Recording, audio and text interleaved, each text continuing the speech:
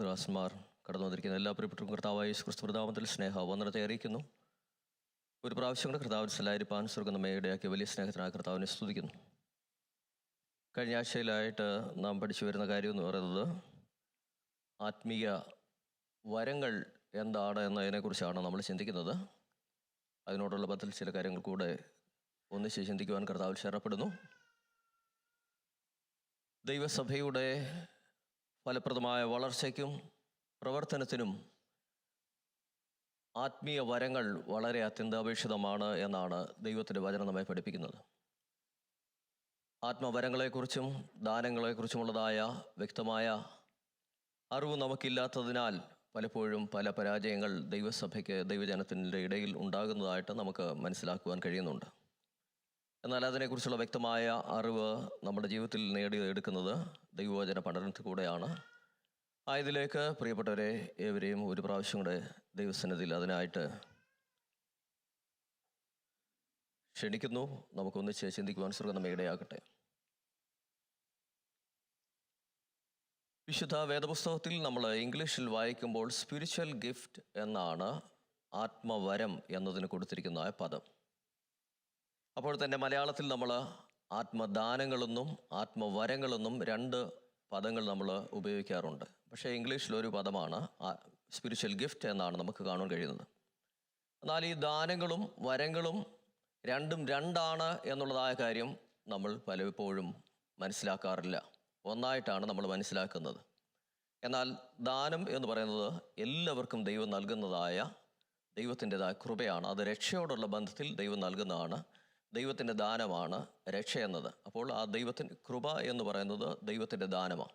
അർഹിക്കാത്ത സ്ഥാനത്ത് നമുക്ക് ലഭിച്ചതായ ദൈവത്തിൻ്റെതായ ദാനമാണ് കൃപ എന്ന് പറയുന്നത്. അത് എല്ലാ മനുഷ്യർക്കും ദൈവം നൽകുന്നതാണ്. എന്നാൽ വരം എന്ന് പറയുന്നത് കൊരിന്ത്യർ ലേഖനം 12-ാം അധ്യായത്തിൻ്റെ 11-ാമത്തെ വാക്യത്തിൽ പറയുന്നു, ഓരോരുത്തർക്കും പരിശുദ്ധാത്മാവ് എന്ത് ചെയ്യുന്നു?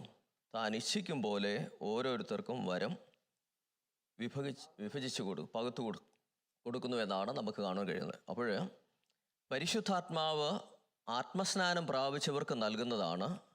ആത്മീയ ശുശ്രൂഷയ്ക്കും അതിൻ്റെതായ പ്രവർത്തനത്തിനും അതിൻ്റെ പുരോഗമനത്തിനും വേണ്ടി പരിശുദ്ധാത്മാവ് ഇച്ഛിക്കുന്നവർക്ക് അല്ലെങ്കിൽ ആഗ്രഹിക്കുന്നവർക്ക് നൽകുന്നതാണ് വരം എന്നുള്ളത്. ശ്രദ്ധിക്കുക, രണ്ട് പദങ്ങളാണ് നമ്മൾ ആ വാക്കിൽ നിന്ന് തന്നെ നമ്മൾ ആരംഭിക്കുകയാണ്. ഒന്നാമത്തെ കാര്യം എന്ന് പറയുന്നത് ദാനം എന്ന് പറയുന്നത് സകല മനുഷ്യർക്കും വേണ്ടി ദൈവം നൽകുന്നതാണ്. അത് ദൈവത്തിൻ്റെ കൃപ. രക്ഷ അതിനോടുള്ള ബന്ധത്തിലാണ് നമുക്ക് കാണാൻ കഴിയുന്നത്. രണ്ടാമത്തെ കാര്യം ഞാൻ പറഞ്ഞത് വരം എന്ന് പറയുന്നത് പരിശുദ്ധാത്മ സ്നാനം പ്രാപിച്ചതായ ഏവർക്കും സഭയുടേതായ ഫലപ്രദമായ വളർച്ചയ്ക്കും ആയതുപോലെ തന്നെ പ്രവർത്തനത്തിനും വേണ്ടി പരിശുദ്ധാത്മാവ് നൽകുന്നതായ ഒരു കഴിവാണ് വരം എന്നുള്ള കാര്യം നമുക്ക് മനസ്സിലാക്കാൻ കഴിയുന്നുണ്ട്. ഇനി എന്താണ് വരം എന്നതിനെക്കുറിച്ച് നമ്മൾ ചിന്തിക്കുമ്പോൾ നമുക്ക് കാണാൻ കഴിയുന്ന കാര്യം എന്ന് പറയുന്നത് 1 കൊരിന്ത്യർ ലേഖനം 12-ാമത്തെ അധ്യായം 7-ാമത്തെ വാക്യത്തിൽ നമുക്ക് കാണാൻ കഴിയുന്നുണ്ട്. എന്നാൽ ഓരോരുത്തർക്കും ആത്മാവിൻ്റെ പ്രകാശനം പൊതുപ്രയോജനത്തിനായിട്ട് നൽകപ്പെടുന്നു എന്നാണ് പറഞ്ഞത്. അപ്പോൾ അവിടെ നമുക്ക് കാണാൻ കഴിയുന്നത് ആത്മാവിൻ്റെ പ്രകാശനം അല്ലെങ്കിൽ സ്പിരിച്വൽ മാനിഫെസ്റ്റേഷൻ എന്നാണ് ആ പദം അവിടെ നമുക്ക് കാണാൻ കഴിയുന്നത്. എന്താണ് സ്പിരിച്വൽ മാനിഫെസ്റ്റേഷൻ എന്നതിനെക്കുറിച്ചാണ് നമ്മൾ ചിന്തിക്കാൻ പോകുന്നത്. അപ്പോൾ ആത്മാവിൻ്റെ പ്രകാശനം എന്തിനു വേണ്ടിയാണ് ദൈവം നൽകുന്നത്? പൊതുപ്രയോജനത്തിന് വേണ്ടി, സഭയുടേതായ പൊതുവായ പ്രയോജനത്തിന് വേണ്ടിയാണ് എന്ത് നൽകുന്നത്? പരിശുദ്ധാത്മാവ് പ്രകാശനം നൽകുന്ന അല്ലെങ്കിൽ വരങ്ങൾ നൽകുന്നത് എന്നാണ് നമുക്കവിടെ കാണാൻ കഴിയുന്നത്. എന്താണ് മാനിഫെസ്റ്റേഷൻ അല്ലെങ്കിൽ പ്രകാശനം എന്നതിനെക്കുറിച്ച് നമ്മൾ ചിന്തിക്കുകയാണെങ്കിൽ നമ്മൾക്ക് പ്രധാനമായിട്ട് 3 ഗ്രീക്ക് പദങ്ങൾ അതിനോടുള്ള ബന്ധത്തിൽ നമ്മൾ ചിന്തിക്കേണ്ടതായിട്ടിരിക്കുന്നു. ഒന്നാമത്തെ കാര്യം എന്ന് പറയുന്നത് കരിസ്മാറ്റ എന്നതായ പദമാണ്. കരിസ്മാറ്റ എന്ന പദം അതിനർത്ഥം, കരിസ്മ എന്നതിനർത്ഥം ഗ്രേസ് അഥവാ കൃപ എന്നതാണ് നമുക്ക് അവിടെ കാണാൻ കഴിയുന്നത്. കരിസ്മ എന്ന് പറഞ്ഞാൽ ക്യാരീസ് എന്ന് പറഞ്ഞു കഴിഞ്ഞാൽ കൃപ, അല്ലെങ്കിൽ കരിസ്മാറ്റ എന്ന് പറഞ്ഞു കഴിഞ്ഞാൽ കൃപാവരം എന്നതാണ് നമുക്ക് കാണാൻ കഴിയുന്നത്. 3 പ്രത്യേകമായ പ്രവർത്തനങ്ങൾ ഏകോപിപ്പിച്ചാണ് പരിശുദ്ധാത്മാവ് തൻ്റെ വരം നൽകുന്നത്. അത് ഒന്നാമത്തെ കാര്യം എന്ന് പറയുന്നത് ദൈവത്തിൻ്റെ ദാനമാകുന്ന കൃപ. അതിനെ കരിസ്മാറ്റ എന്ന പദമാണ് ഉപയോഗിക്കുന്നത്. റോമാലേഖനം 12-ാമത്തെ അധ്യായം അതിൻ്റെ 6-ാമത്തെ വാക്യം നമ്മൾ പഠിക്കുമ്പോൾ അവിടെ കാണാൻ കഴിയുന്നുണ്ട്, നമുക്ക് ലഭിച്ചതായ കൃപയ്ക്കൊത്തവണ്ണം വെവ്വേറെ വരം ഉള്ളതുകൊണ്ട്. അപ്പോൾ നമുക്ക് ലഭിച്ചതായ കൃപ, ദൈവം നമുക്ക് നൽകിയതായ ആ ദാനമാകുന്ന കൃപ, ആ കൃപ എന്ത് ചെയ്യുന്നു എന്ന് പറയുന്നത് നമ്മൾക്ക് വരങ്ങളെ നൽകുന്നു, ദാനങ്ങളെ നൽകുന്നു. 1 കൊരിന്ത്യർ ലേഖനം 1-ാമത്തെ അധ്യായം 7-ാമത്തെ വാക്യത്തിൽ നമുക്ക് അവിടെ കാണാൻ കഴിയുന്നുണ്ട്, കൃപാവരങ്ങളിൽ എന്തുണ്ട്? ഒരു കൃപാവരത്തിനും കുറവില്ലാത്തവരായി. അപ്പോൾ അവിടെ നമുക്ക് കാണാൻ കഴിയുന്നത് കൃപാവരം എന്ന പദമാണ്. അപ്പോൾ ഈ പറയപ്പെടുന്നതായ വേദഭാഗങ്ങളിലെല്ലാം നമുക്ക് കാണാൻ കഴിയുന്നത്, പ്രത്യേകം എടുത്ത് പറയുന്ന പദം എന്ന് പറയുന്നത് കൃപാവരം എന്നതാണ്. കരിസ്മാറ്റ എന്ന പദമാണ് എന്ത് ചെയ്തിരിക്കുന്നതെന്ന് അറിയാമോ? ഇവിടെ നൽകിയിരിക്കുന്നത് കരിസ്മാറ്റ. അപ്പോൾ കരിസ്മാറ്റ എന്ന് പറയുമ്പോൾ ദൈവത്തിൻ്റെതായ ദാനം, ദൈവത്തിൻ്റെതായ കൃപ, അത് ദൈവത്തിൻ്റെ ദാനമാണ് എന്നുള്ള കാര്യം നമുക്ക് കാണാൻ കഴിയുന്നുണ്ട്. ഇനിയും 2-ാമത്തെ കാര്യം എന്ന് പറയുന്നത് ഡയക്കണോസ് എന്നതായ ഗ്രീക്ക് പദമാണ്. ഡയക്കണോസ്, ഡയക്കോണിയ എന്ന വാക്കിനർത്ഥം സർവീസ് അല്ലെങ്കിൽ പ്രാക്ടിക്കൽ വേ ഓഫ് സർവീസ് എന്നതാണ് ഡയക്കോണിയ എന്ന വാക്കിനർത്ഥം. അതായത് ദൈവിക ശുശ്രൂഷയ്ക്ക് വേണ്ടിയുള്ളതായ ആ നിയോഗം. അപ്പോൾ ദൈവം നൽകുന്നതായ പരിശുദ്ധാത്മാവിൻ്റെതായ 3 വ്യത്യസ്തങ്ങളായ കാര്യങ്ങളെ, പ്രവർത്തനങ്ങളെ പരിശുദ്ധാത്മാവ് ഏകോപിപ്പിച്ചാണ് നമ്മൾക്ക് എന്ത് നൽകുന്നത്? കൃപ നൽകുന്നത് എന്നാണ് ഞാൻ പറഞ്ഞത്. 1-ാമത്തെ കാര്യം ഞാൻ പറഞ്ഞത് കരിസ്മാറ്റ. കരിസ്മാറ്റ എന്ന വാക്കിനർത്ഥം ദൈവത്തിൻ്റെതായ ദാനം അല്ലെങ്കിൽ കൃപാവരങ്ങൾ എന്നതാണ് നമുക്ക് കാണാൻ കഴിയുന്നത്. അപ്പോൾ ദൈവത്തിൻ്റെ കൃപയും ആയതുപോലെ തന്നെ ദൈവിക ശുശ്രൂഷയും. 3-ാമത്തെ കാര്യം എന്ന് പറയുന്നത് എനർജുമറ്റ എന്നാണ്. എനർഗമേറ്റ എന്നതായ പദമാണ് കൊടുത്തിരിക്കുന്നത്. അതിനർത്ഥം എനർജി അല്ലെന്നുണ്ടെങ്കിൽ ശക്തി, പവർ എന്നതാണ്.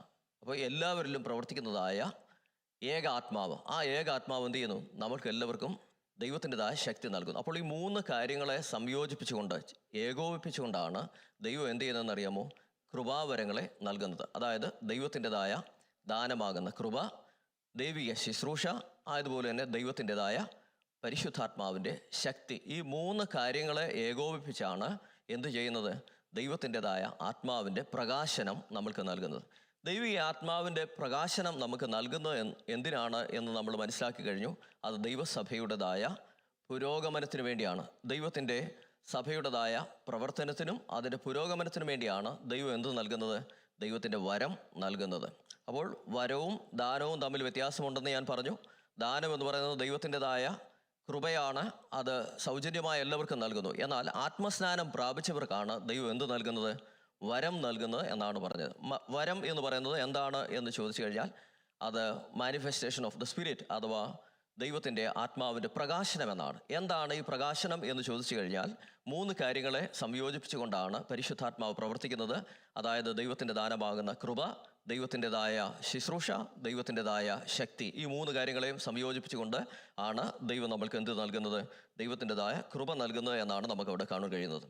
അതുപോലെ തന്നെ നമുക്ക് മനസ്സിലാക്കുവാൻ കഴിയുന്ന ഈ മാനിഫെസ്റ്റേഷൻ എന്ന കാര്യത്തെക്കുറിച്ച് നമ്മൾ ചിന്തിക്കുമ്പോൾ മനസ്സിലാക്കുന്ന മറ്റൊരു കാര്യം എന്ന് പറയുന്നത്, മാനിഫെസ്റ്റേഷൻ എന്ന് പറയുമ്പോൾ ദൈവത്തിൻ്റെ ആത്മാവ്, അത് നമ്മൾ നേരത്തെ പഠിച്ചു.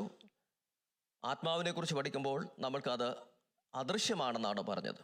അപ്പോൾ നമ്മൾ അങ്ങനെ മനസ്സിലാക്കിയത്. കാറ്റിനെ കുറിച്ച് പഠിക്കുമ്പോഴും കാറ്റ് അദൃശ്യമാണ്, പക്ഷേ അതിൻ്റെ ശക്തി നമുക്ക് കാണാം, അനുഭവിക്കാം എന്നാണ് പറഞ്ഞത്. എന്നാൽ ഇവിടെ പറയുന്നു മാനിഫെസ്റ്റേഷൻ ഓഫ് ദ സ്പിരിറ്റ് എന്ന് പറയുമ്പോൾ അത് എന്താണെന്നറിയാമോ? അത് വിസിബിളാണ്, അത് ദർശിക്കത്തക്കതാണ്. ദൈവത്തിൻ്റെ ആത്മാവിൻ്റെ വരം നമുക്ക് നൽകുമ്പോൾ ആ വരം നമ്മൾക്ക് എന്ത് ചെയ്യാൻ കഴിയുമെന്നറിയാമോ?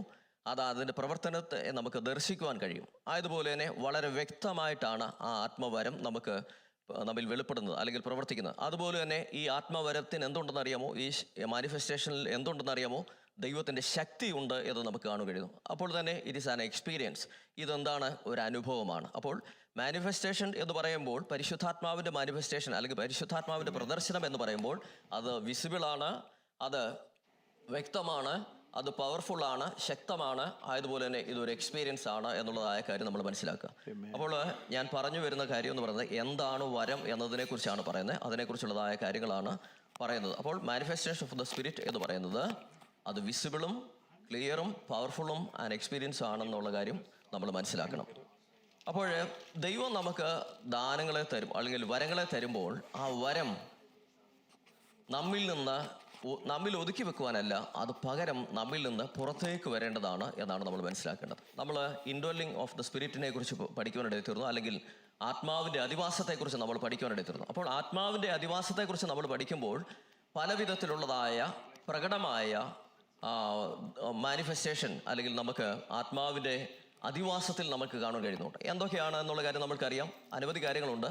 എന്നാൽ തന്നെ നമുക്ക് മനസ്സിലാക്കാൻ കഴിയുന്നതായ ഒന്നാമത്തെ കാര്യം എന്ന് പറയുന്നത് എംപവറിങ് എന്ന് പറഞ്ഞാൽ ദൈവത്തിൻ്റെ ആത്മാവിനാൽ നമ്മളെ എന്ത് ചെയ്യുന്നു, നിറയ്ക്കുന്നതായ അനുഭവം. ആയതുപോലെ തന്നെ ഈ പരിശുദ്ധാത്മാവിൻ്റെ നിറവിൽ നമുക്ക് ലഭിക്കുന്ന മറ്റൊരു കാര്യമാണ് ദൈവവചനത്തെക്കുറിച്ചുള്ളതായ വ്യക്തമായ അറിവ് പരിശുദ്ധാത്മാവ് നമുക്ക് നൽകി തരുന്നു. പരിശുദ്ധാത്മാവിൻ്റെ ശക്തിയാൽ, ആത്മാവിൻ്റെ നിറവിനാൽ നമുക്ക് ദൈവവചനത്തിൻ്റെ വെളിപ്പാട് നമുക്ക് ലഭിക്കാനിടയായി തീരുന്നു.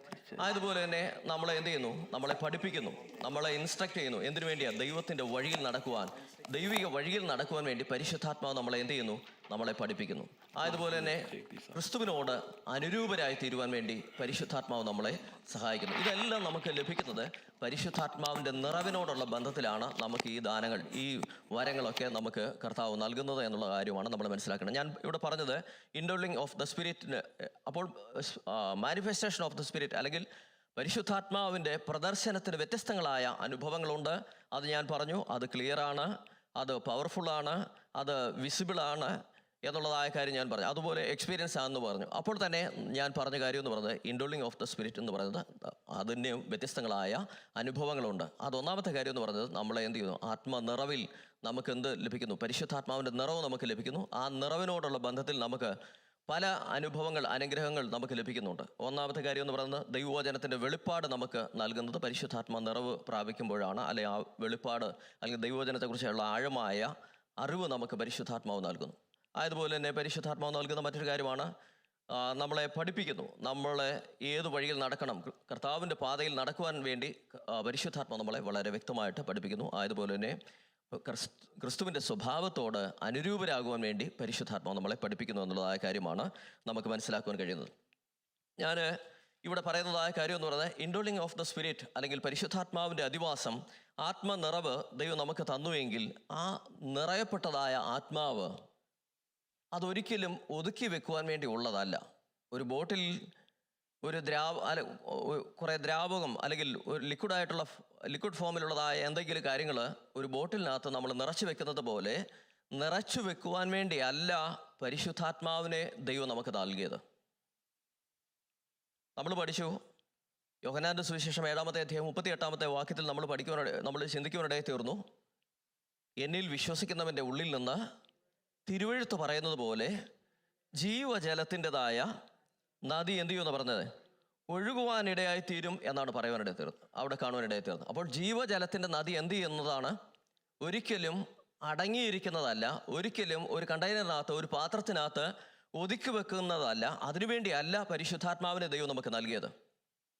പകരം പരിശുദ്ധാത്മാവിനെ നമ്മൾക്ക് നൽകിയത് എന്തിനാണ് ചോദിച്ചു കഴിഞ്ഞാൽ, അത് റിലീസ് ചെയ്യുവാൻ വേണ്ടിയാണ്, അത് ഓവർഫ്ലോ ചെയ്യുവാൻ വേണ്ടിയാണ് പരിശുദ്ധാത്മാവിനെ നമുക്ക് നൽകിയത്. നമ്മുടേതായ എന്തെങ്കിലും വ്യക്തിപരമായ പ്രയോജനത്തിന് വേണ്ടി മാത്രമല്ല, പകരം പരിശുദ്ധാത്മാവിനെ ദൈവം നമുക്ക് നൽകിയത് സഭയുടേതായ ഉന്നമനത്തിന് വേണ്ടിയാണ്, സഭയുടേതായ പുരോഗമനത്തിനും അതിൻ്റെ വളർച്ചയ്ക്കും വേണ്ടിയാണ്. അല്ലാതെ നമ്മൾക്ക് എന്തെങ്കിലും വ്യക്തിപരമായ പുരോഗതി ഉണ്ടാകാൻ വേണ്ടി മാത്രമല്ല. അത് ഒപ്പം തന്നെ നമുക്ക് ലഭിക്കുന്നതാണ്. എന്നാൽ നമ്മിലേക്ക് പകരപ്പെട്ടതായ ആ പരിശുദ്ധാത്മാവിൻ്റെ ശക്തിയും നമ്മിലേക്ക് പകരപ്പെട്ടതായ ആ പരിശുദ്ധാത്മാവിൻ്റെതായ നിറവ് നമ്മിൽ നിന്ന് എന്ത് ചെയ്യണമെന്നറിയാമോ? അത് ബഹിർഗമിക്കുന്നതായി തീരണം, അത് പുറത്തു വരുന്നതായി തീരണം. അങ്ങനെ പരിശുദ്ധാത്മാവിൻ്റെ നിറവ് നമ്മിലേക്ക് കടന്നു വന്നുവെങ്കിൽ ആ നിറവ് നമ്മിൽ നിന്ന് റിലീസ് ചെയ്യുമ്പോഴാണ് മറ്റുള്ളവർക്ക് വിടുതലായി തീരുന്നത്, അനുഗ്രഹമായി തീരുന്നത്. പരിശുദ്ധാത്മാവിനെ ദൈവം സഭയ്ക്ക് നൽകിയതിൻ്റെ പരമപ്രധാനമായ ഉദ്ദേശം എന്ന് പറയുന്നത് സുവിശേഷീകരണം എന്നതിനോടുള്ള ബന്ധത്തിലാണ്. കർത്താവിനെ മറ്റുള്ളവരിലേക്ക് അല്ലെങ്കിൽ മറ്റുള്ള വ്യക്തികളിലേക്ക് കർത്താവിനെ പരിചയപ്പെടുത്തുക, അവരിലേക്ക് എത്തിക്കുക എന്നതിനു വേണ്ടിയുള്ളതായ ഒരു ആത്മശക്തിയാണ് പരിശുദ്ധാത്മദാനം എന്നുള്ളത്. കേവലം നമ്മുടെ വളർച്ചയ്ക്ക് മാത്രമല്ല, പകരം നമ്മൾ മനസ്സിലാക്കിയതായ, നമുക്ക് വീണ്ടെടുപ്പ് നൽകിയതായ, നമുക്ക് രൂപാന്തരം നൽകിയതായ, നമ്മളെ അനുരൂപപ്പെടുത്തിയതായ, നമ്മളുടെ ജീവിതത്തിൽ നമ്മളെ നീതീകരിച്ചതായ, നമ്മളെ ശുദ്ധീകരിച്ചതായ ആ പരിശുദ്ധാത്മാവിനെ, നമ്മൾക്ക് തേജസ്കരണം തന്നതായ ആ പരിശുദ്ധാത്മാവിനെ മറ്റുള്ളവരിലേക്കും എത്തിക്കുവാൻ വേണ്ടിയാണ് എന്ത് ചെയ്തതെന്നറിയാമോ? നമ്മിലേക്ക് പകരുവാനായി തീർന്നു. അത് നമ്മിൽ ഒരു കാരണവശാലും നമ്മിൽ തന്നെ അത് ഒതുക്കി വെക്കുവാനുള്ളതല്ല. പകരം നമ്മിൽ നിന്ന് റിലീസ് ചെയ്യുമ്പോഴാണ് നമുക്ക് എന്ത് ലഭിക്കുന്നതെന്നറിയാമോ? നമുക്ക് അനുഗ്രഹം ലഭിക്കുന്നത്, നമുക്ക് ബ്ലെസ്സിങ് ഉണ്ടാകുന്നത് എന്നുള്ളതായ കാര്യം മനസ്സിലാക്കുക. ഒരുപക്ഷെ നാം ചിന്തിച്ചേക്കാം, ഒരു ബോട്ടിൽ നിറച്ചു വെച്ചിരിക്കുന്നതായ വെള്ളം അല്ലെങ്കിൽ ഏതെങ്കിലും ലിക്വിഡ് ഓയിൽ അത് പകർന്നു കഴിയുമ്പോൾ അതിന് കുറവ് സംഭവിക്കത്തില്ലേ എന്ന് നമ്മൾ ചിന്തിക്കാം. നാച്ചുറലായിട്ട് അത് സംഭവിച്ചേക്കാം. കുപ്പിയിൽ അല്ലെങ്കിൽ ഒരു ബോട്ടിലിനകത്ത് നിറച്ചു വെച്ചിരിക്കുന്ന സാധനത്തിന് കുറവുണ്ടാകും. പക്ഷേ പരിശുദ്ധാത്മാവ് അങ്ങനെയല്ല. നമ്മിൽ നിന്ന് നാം റിലീസ് ചെയ്യുന്നതിനോടുള്ള ബന്ധത്തിൽ അത് വർദ്ധിക്കുകയാണ് ചെയ്യുന്നത്. റിലീസ് ചെയ്യാത്തിടത്തോളം കാലം, നമ്മിൽ നിന്ന് ഓവർഫ്ലോ ചെയ്യാത്തിടത്തോളം കാലം പരിശുദ്ധാത്മാവിൻ്റെ നിറവ് നമുക്ക് പ്രാപിപ്പാൻ കഴിയത്തില്ല, ആ ശക്തി നമുക്ക് പ്രാപിപ്പാൻ കഴിയത്തില്ല. അതുകൊണ്ട് പരിശുദ്ധാത്മ അഭിഷേകം പ്രാപിച്ചതായ, പരിശുദ്ധാത്മ നിറവ് പ്രാപിച്ചതായ എല്ലാ ദൈവമക്കളും എന്തിനു വേണ്ടി തയ്യാറാകണമെന്നറിയാമോ? നമ്മിൽ നിന്ന് ആ ആത്മാവ് ഓവർഫ്ലോ ചെയ്യാൻ വേണ്ടി, ജീവജല നദി നമ്മിൽ നിന്ന് ഒഴുകുവാൻ വേണ്ടി നമ്മൾ ഏൽപ്പിച്ചുവെങ്കിൽ മാത്രമേ ദൈവം വീണ്ടും തൻ്റെ കൃപ പകരത്തുള്ളൂ. നമ്മിൽ നിന്ന് പുറത്തേക്ക് വരുന്നതായ ആ ജീവജല നദി അനേകർക്ക് ജീവൻ പകരുന്നതായി തീരണം, അനേകർക്ക് ശക്തി പകരുന്നതായി തീരണം, അനേകർക്ക് ബലം പകരുന്നതായി തീരണം. അതിനുവേണ്ടിയാണ് ദൈവം നമ്മെ നിറച്ചത്. നമ്മൾ 4 അന്യഭാഷ പറയാൻ വേണ്ടി മാത്രമല്ല, ഏതെങ്കിലും കൃപാവരങ്ങൾ നമ്മളുടേതായിട്ട് വെളിപ്പെടുത്തുന്നതിന് വേണ്ടി മാത്രമല്ല, നമ്മുടെ കഴിവ് പ്രകടമാക്കുന്നതിന് വേണ്ടി മാത്രമല്ല. പരിശുദ്ധാത്മാവിൻ്റെ വരം എന്ന് പറയുന്നത് നമ്മൾ വില കൊടുത്ത് വാങ്ങിയതല്ല, നമ്മുടെ കഴിവുകൊണ്ട് നമ്മൾ നേടിയതല്ല, ജന്മസിദ്ധമായി നമുക്ക് ലഭിച്ചതല്ല. പകരം ഇത് ദൈവത്തിൻ്റെതായ ദാനമാണ്. ദാനമായി നമ്മിൽ പകർന്നതായ ആ ദൈവകൃപ, ആ ദൈവിക വരം നമ്മൾ എന്ത് ചെയ്യണമെന്ന് അറിയാമോ? നമ്മളത് നമ്മിൽ നിന്ന് പുറത്തേക്ക് ബഹിർഗമിക്കുവാൻ, റിലീസ് ചെയ്യുവാൻ വേണ്ടി നമ്മൾ ഏൽപ്പിച്ചു കൊടുക്കുമ്പോൾ മാത്രമാണ് ദൈവകൃപ നമ്മിൽ വീണ്ടും വർദ്ധിക്കുവാനിടയിൽ തീരുന്നത് എന്നുള്ള കാര്യം നമ്മൾ മറന്നു പോകരുത്. അപ്പോൾ നമ്മിൽ കൂടെ ആ ദൈവത്തിൻ്റെ പരിശുദ്ധാത്മാവ് പ്രവർത്തിപ്പാൻ നമ്മെ ഏൽപ്പിക്കുമ്പോഴാണ് പരിശുദ്ധാത്മാവിൻ്റെ പ്രവൃത്തി നമ്മിൽ കൂടെ വെളിപ്പെടുവാനിടയിൽ തീരുന്നത്. നമ്മിൽ കൂടെയുമാണ് പരിശുദ്ധാത്മാവിൻ്റെ പ്രവൃത്തി എന്ത് ചെയ്യണമെന്ന് അറിയാമോ? വെളിപ്പെടേണ്ടത്. അതിനുവേണ്ടി നമ്മൾ സമർപ്പിക്കുമ്പോൾ മാത്രമാണ് ദൈവത്തിൻ്റെ കൃപ അത്യന്തമായിട്ട് നമ്മിൽ വർദ്ധിക്കുവാനിടയിൽ തീരുന്നത്. ആ ദൈവകൃപ നമ്മിൽ വർദ്ധിക്കുമ്പോഴാണ് നമ്മുടെ സഭയ്ക്ക് വളർച്ചയുണ്ടാകുന്നത്. നമ്മുടെ ജീവിതത്തിൻ്റെ എല്ലാ ഏടുകളിലും എല്ലാ മേഖലകളിലും വ്യത്യാസമുണ്ടാകുന്നത് ആ പരിശുദ്ധാത്മാവിൻ്റെ നിറവ് നമ്മിൽ വർദ്ധിക്കുമ്പോൾ മാത്രമാണ്. എന്നാൽ ഈ പരിശുദ്ധാത്മാവിൻ്റെതായ വരങ്ങളെക്കുറിച്ചുള്ളതായ വ്യക്തമായ അറിവ് ദൈവസഭയ്ക്ക്, ദൈവജനത്തിന് ഇല്ലാത്തത് കൊണ്ടാണ് ഈ കാലഘട്ടത്തിൽ അനവധിയായ പരാജയങ്ങൾ ദൈവസഭ നേരിട്ടുകൊണ്ടിരിക്കുന്നത്. ഈ പരിശുദ്ധാത്മാവിൻ്റെ വരം എപ്രകാരം വിനിയോഗിക്കണം, എപ്രകാരം പരിജ്ഞാനത്തോടുകൂടി കൈകാര്യം ചെയ്യണം എന്നതിനെക്കുറിച്ചുള്ളതായ പഠിപ്പിക്കലുകൾ ദൈവസഭയിൽ ഇന്ന് കുറഞ്ഞു പോയതിൻ്റെ ഫലമായിട്ടാണ് ലഭിച്ചതായ ദൈവകൃപ അല്ലെങ്കിൽ ആ ദൈവിക വരങ്ങൾ അത് ലഭിച്ച പ്രിയപ്പെട്ടവർ അജ്ഞാനത്തോടെ അല്ലെങ്കിൽ പരിജ്ഞാനമില്ലാതെ ഉപയോഗിക്കുന്നതിൻ്റെ ഫലമായിട്ട് അനവധി പോരായ്മകൾ, തകർച്ചകൾ, പരാജയങ്ങൾ ദൈവസഭയ്ക്ക് നേരിടേണ്ടതായിട്ട് വന്നിട്ടുണ്ട്. എന്നാൽ വ്യക്തമായ അറിവ് നമ്മളുടെ ജീവിതത്തിൽ പ്രാപിച്ച് നമ്മൾ ആത്മനിറവിൻ്റെ അനുഭവത്തിൽ മുന്നേറിയെങ്കിൽ മാത്രമേ കർത്താവിൻ്റെ വരവെങ്കിൽ നമ്മൾക്ക് പോകുവാൻ സാധ്യമാകത്തുള്ളൂ എന്നുള്ള കാര്യം നമ്മൾ മനസ്സിലാക്കുക. ഇനി ഞാൻ ആ വാക്ക് പറഞ്ഞെങ്കിൽ തന്നെയും ആത്മവരം എന്ന് പറയുന്നത് സ്വർഗത്തിൽ പോകുവാനുള്ള ഒരു പാസ്പോർട്ടല്ല. സ്വർഗത്തിൽ പോകുവാനുള്ള പാസ്പോർട്ടല്ല ആത്മാവിൻ്റെ വരം എന്ന് പറയുന്നത്. അതങ്ങനെ നമ്മൾ തെറ്റിദ്ധരിക്കരുത്. പലരുടെയും ചിന്ത അത് തന്നെയാണ്, ആത്മവരം ഉണ്ടെങ്കിൽ ഞങ്ങളെല്ലാം തികഞ്ഞവരായി എന്നുള്ള ആ ചിന്തയാണ്. അതൊരിക്കലുമല്ല. ആത്മവരം സ്വർഗത്തിൽ പോകാനുള്ളതായ പാസ്പോർട്ടല്ല. ഞാൻ പറഞ്ഞു, ദൈവസഭയുടെ വളർച്ചയ്ക്ക് വേണ്ടി, ആത്മീയ ശുശ്രൂഷയുടെ പുരോഗമനത്തിന് വേണ്ടി, ആത്മീയ വളർച്ചയുടെ ഉന്നമനത്തിന് വേണ്ടി പരിശുദ്ധാത്മാവ് നമുക്ക് നൽകുന്നതായ ദൈവത്തിൻ്റെ ദാനമായി അല്ലെങ്കിൽ ദൈവത്തിൻ്റെതായ ആ പ്രത്യേക കഴിവ്, എക്സ്ട്രാ ഓർഡിനറി ആയിട്ട് നമുക്ക് നൽകുന്നതായ ആ കഴിവാണ് വരം എന്ന് പറയുന്നത്. ആയതിനാൽ പരിശുദ്ധാത്മാവിൻ്റെ വരവും പരിശുദ്ധാത്മാവിൻ്റെ ദാനവും നമ്മുടെ ജീവിതത്തിൽ പ്രാപിച്ച് മുന്നേറുവാൻ സ്വർഗ്ഗം നമ്മെ സഹായിക്കട്ടെ. ആത്മീയ വരങ്ങൾ നമ്മുടേതായ വ്യക്തിപരമായ യോഗ്യതയുടെയോ സ്വയപ്രയത്നത്താലോ ലഭിച്ചതല്ല എന്ന് ഞാൻ പറഞ്ഞു. ആയതുപോലെ ശരീരമാകുന്ന സഭയുടെ ഓരോ അവയവത്തിൻ്റെയും ദൈവിക പ്രവൃത്തിയുടെ വളർച്ചയ്ക്ക് വേണ്ടി ദൈവകൃപയാൽ നമുക്ക് ദൈവം സൗജന്യമായി തന്നതാണ് ആ ദൈവത്തിൻ്റെ ആത്മവരം. ആ ആത്മവരങ്ങളെ നമ്മൾ പ്രാപിക്കുകയും അത് പൊതുപ്രയോജനത്തിനായി പ്രയോഗിക്കുകയും ചെയ്യുവാൻ സ്വർഗം നമ്മളെ സഹായിക്കട്ടെ. വചനങ്ങളാ ദൈവം നമ്മെ ബലപ്പെടുത്തട്ടെ. തുടർന്ന് നാടുകളിൽ മറ്റ് ചില കാര്യങ്ങളിലേക്ക് നമുക്ക് ചിന്തിക്കുവാൻ സ്വർഗം നമ്മെ സഹായിക്കട്ടെ. Praise the Lord.